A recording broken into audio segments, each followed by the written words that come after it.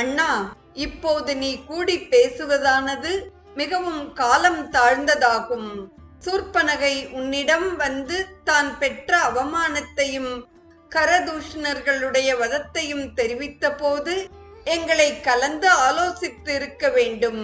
சீதையை கவர்ந்து வர ஜனஸ்தானத்துக்கு புறப்பட்டாயே, அப்போது கலந்து பேசியிருந்தால் பின்னால் ஏற்படும் விளைவுகளை பற்றி யோசித்திருக்கலாம்.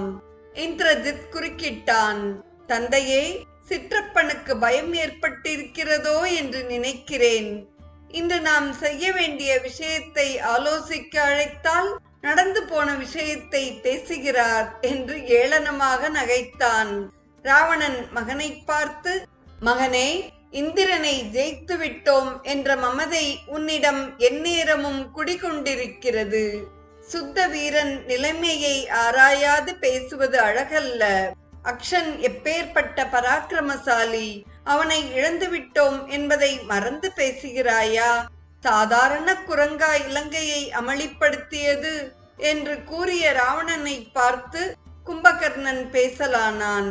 அண்ணா, இந்திரஜித் என்னை கோழை என்று வர்ணித்து விட்டான். அதற்கு நான் வருத்தப்படவில்லை. யுத்தத்துக்கோ அதில் ஈடுபட்டு உயிரிழக்கவோ நான் கொஞ்சமும் தயங்கவில்லை. ஆலோசனை என்று வரும்போது நாம் பல அம்சங்களையும் கலந்து பேச வேண்டும். நீ செய்தது சரியா தவறா என்ற பிரச்சனையை நான்